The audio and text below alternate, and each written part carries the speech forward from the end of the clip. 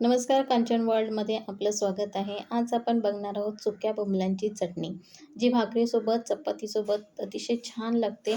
खूप छान चव असते.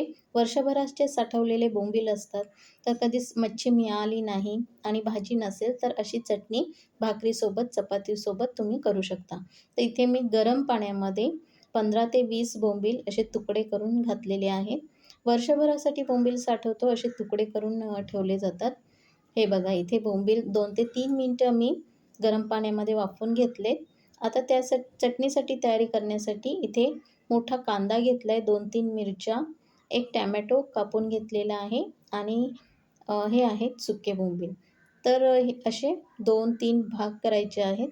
चटणी म्हटलं तर आपल्याला बारीक-बारीक तुकडे लागतात, अख्खे ठेवायचे नाहीत. म्हणून असे बोंबलांचे 2-3 तुकडे करायचे. तर इथे मी असे तुकडे करून घेतलेले आहेत. आता आपण ह्याची चटणी बनवूया.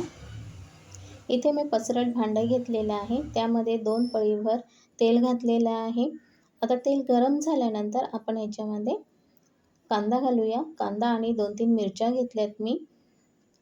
हिरव्या मिरच्या ह्याच्यामध्ये छान लागतात, त्यासाठी मी 2 ते 3 मिरच्या घेतलेल्या आहेत आणि कांदा व्यवस्थित ह्याच्यामध्ये परतून घ्यायचा आहे.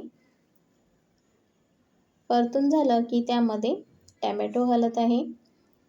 मीडियम साईजचा टोमॅटो होता, तो बारीक करून घातलेला आहे. अशी तुम्ही चटणी बनवली तर तुम्ही डब्यालासुद्धा घेऊन जाऊ शकता. त्यामध्ये थोडंसं मीठ घातलेलं आहे. मीठसुद्धा कांदा आणि टोमॅटोला परतून घ्यायचं आहे. आता यामध्ये आपण सुके मसाले घालत आहोत. अर्धा चमचा हळद. यामध्ये तुम्ही अद्रक, मिरची, लसूण आणि कोथिंबीर ह्याची चटणीसुद्धा घालू शकता. छान लागते. इथे मी आता तिखट म्हणजेच लाल मसाला घेतलेला आहे. आगरी मसाला 2 चमचे मी आगरी मसाला घेत आहे आणि अर्धा चमचा गरम मसाला. व्यवस्थित असं तेलावर परतून घ्यायचं आहे. आता इथे मसाला करपू नये म्हणून थोडंसं पाणी घालायचं आहे. तर इथे बघा मसाला व्यवस्थित परतून झालेला आहे. मंद आचेवर ही चटणी बनवायची आहे, नाहीतर मसाला लवकर करपतो. थोडंसं पाणी ॲड केलेलं आहे आणि यामध्ये आता आपण जे बोंबील भिजवून घेतले, म्हणजे गरम पाण्यामध्ये भिजवून घेतलेले आहेत, ते घालायचे आहेत आणि ते सुद्धा परतून घ्यायचे आहेत. आता बोंबील व्यवस्थित शिजून द्यायचे आहेत. आपण फक्त गरम पाण्यामध्ये 2-3 मिनिटं त्यांना ठेवलेलं आहे, परंतु ते आतून शिजलेले नाही आहेत. तर पाणी घालून आपण ह्यांना शिजवून घेणार आहोत. सगळीकडे मसाला लागलेला आहे. चवीनुसार परत एकदा मीठ घालत आहे.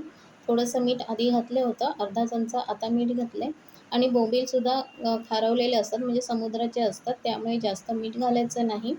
थोडंसं चवीपुरतं घालायचं आहे. आता आपण हे झाकून देऊया आणि वरती थोडंसं पाणी घालायचं आहे. एकदा मी मिक्स करून घेते. बघा कसं तेल सुटलेलं आहे. खाली करपू नये म्हणून आपण असं मिक्स करून घ्यायचं आहे आणि थोडंसं पाणी ठेवायचं आहे आणि गरम पाणी झालं आहे ते थोडं घालून बोंबील शिजवून घ्यायचे आहेत. खूप असं पाणी घालायचं नाही आहे, थोडं पाणी घालायचं आहे. हे बघा अशा प्रकारे थोडंसं पाणी घालून शिजवून घ्यायचं. परत झाकण ठेवायचं आणि परत थोडंसं गरम पाणी त्यामध्ये घालायचं, थंड पाणी घालायचं नाही. तर गरम पाण्यानेच थोडे बोंबील असे शिजवून घ्यायचे आहेत. 5 ते 7 मिनिटं असे बोंबील झाकून ठेवायचे आणि शिजवून घ्यायचे आहेत. तर मस्त आपली बोंबलाची चटणी तयार होते. हे तुम्ही बाहेर नेण्यासाठी पण 3-4 दिवस ही चटणी राहते. फ्रीजमध्ये ठेवली तर आठवडाभर राहते. तर अशी ही छान चटणी भाकरीसोबत खूप मस्त लागते. भाकरीसोबत, चपातीसोबत किंवा तुम्ही भातासोबत पण खाऊ शकता. व्हिडिओ आवडली असेल तर लाईक करा, शेअर करा. नवीन असाल तर सबस्क्राईब करा. आता आपण भेटूया एखाद्या नवीन रेसिपीमध्ये. तोपर्यंत सगळ्यांना माझा नमस्कार.